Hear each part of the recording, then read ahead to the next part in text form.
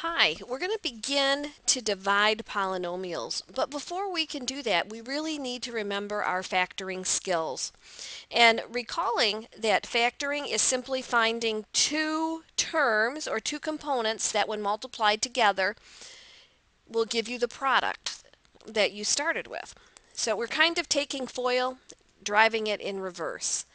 So the first thing we need to ask ourselves if we're given an expression is there a greatest common factor between all the terms? Many of you, or most of the time, you'll be able to see what that is. You'll just know what divides. However, if you can't see it, I did want to provide you with a process to help you through. So we're going to go through, find the greatest common factor using a prime factorization chart. All a prime factorization chart is a way to organize our information, and we want to break down our terms into their prime factors or their base factors, remembering that prime numbers are numbers that are only divisible by 1 and themselves. So to find the prime factorization of my terms, in this case I've got 12 a to the fourth b plus 18 a squared b squared c. I need to find the prime factors of 12 and 18. To do that, I'm going to use a prime factorization chart. And we can use any two numbers off those branches that when multiplied together give you the number above. I like to circle my prime numbers when I land at a prime number because that means that branch is finished. So for 12, I selected 3 times 4, and that equals up above. And 3 is prime, so I circled it, and 4 can be broken down to 2 times 2. And when I'm done, I put my 2's in one column, my 3's in the next, 5 is the next prime number, don't have any of those.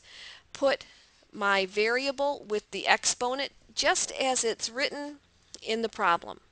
So I've broken my 12a to the fourth b down into its base components, so to speak.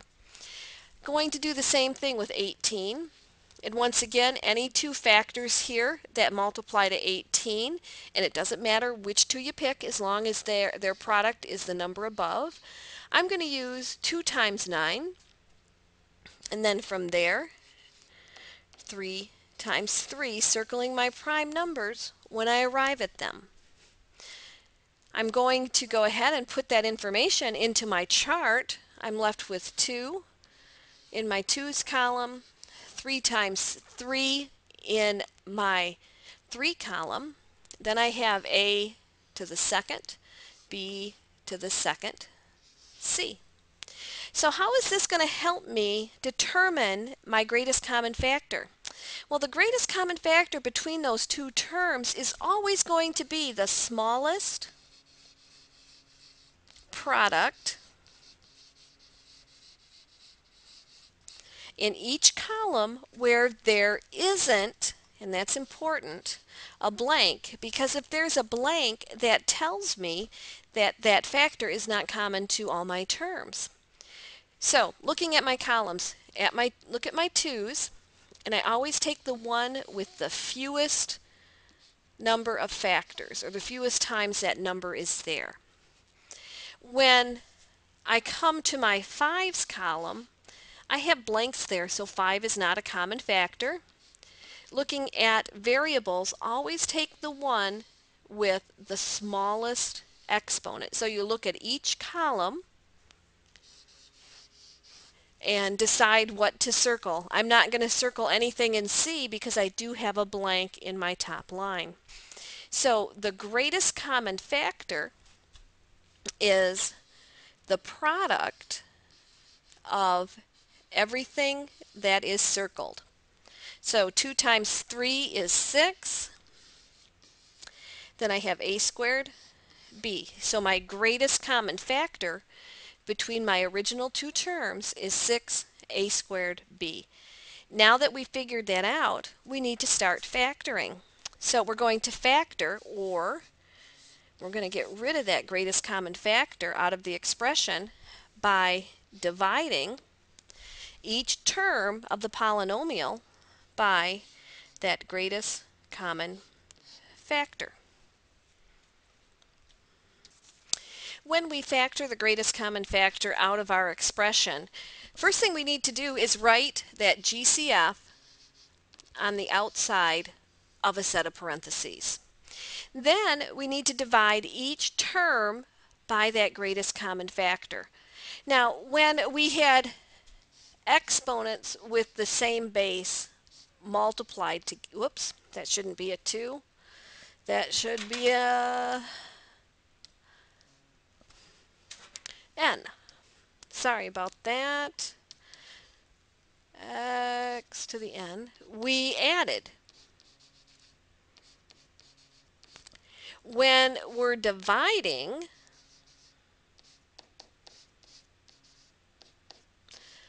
what do you suppose we do? Why does that work? Well, if we have two numbers, let's say x to the 6th divided by x squared, that tells me I have 3, 4, 5, 6, x times itself 6 times, divided by x times itself twice. In doing my division, every time you have a matched set, they cancel out, so I'm left with x to the 4th. Had I just done 6 minus 2, I would arrive at x to the 4th. We don't want to write this out every time to determine what that exponent's going to be. So we can simply subtract the exponents. So dividing my terms, 12a to the 4th b divided by 6a squared b. What happened to my 6a squared b? I thought I wrote that on the outside of the parenthesis. Must not have. That's your first step. Write your greatest common factor on the outside of the parenthesis. Then take each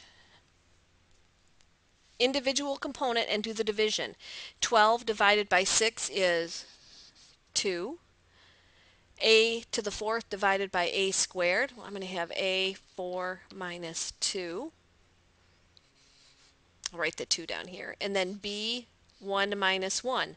Remember, when there isn't an exponent written, it is a 1. So division, this is going to be 2a squared, and b 1 minus 1, that goes to a 1, which I don't need to write. Doing the same thing with my 18a squared b squared c divided by 6a squared b. Taking my pieces, 18 divided by 6 is 3. A squared divided by a squared. B squared divided by b, and c.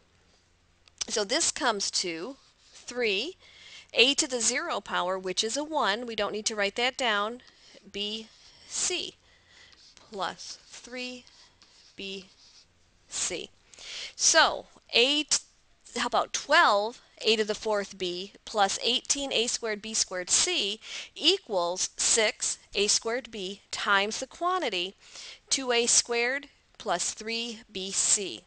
So to check and see if your answer is correct, you can pause the video now, use the distributive property on the factored version, and make sure that the product returns to our 12a to the 4th b plus 18a squared b squared c. I wanted to remind you on a few simple tricks, or give you a few simple tricks or skills that are going to help you dealing with when you're dealing with the coefficients. So how do we know if 2 is a factor? It is if the number is even.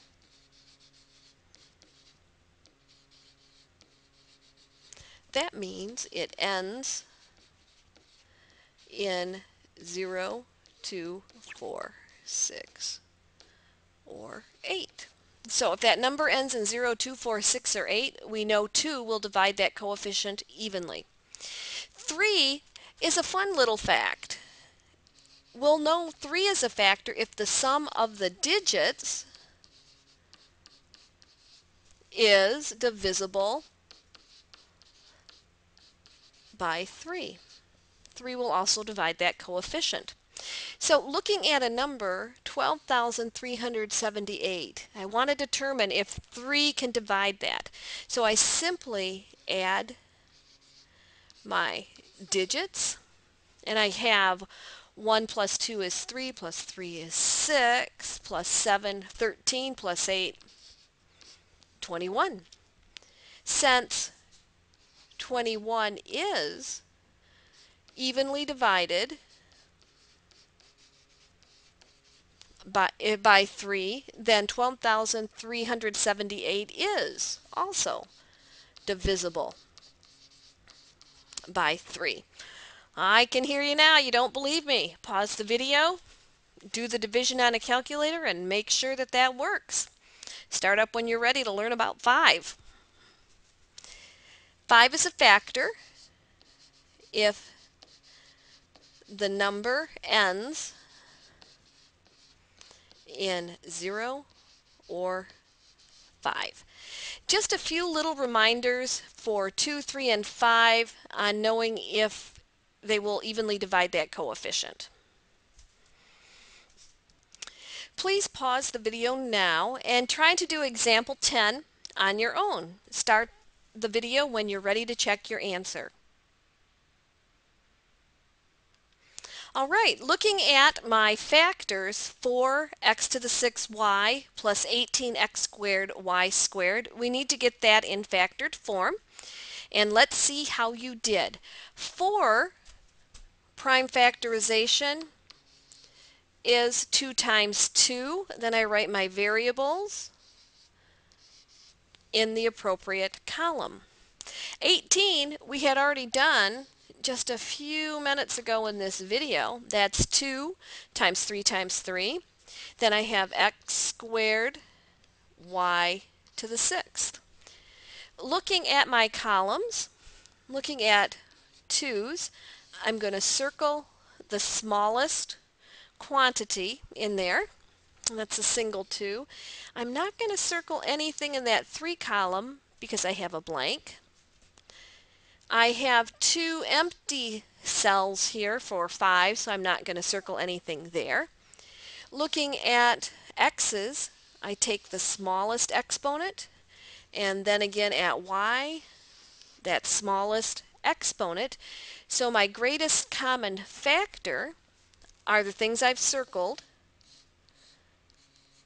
multiplied together.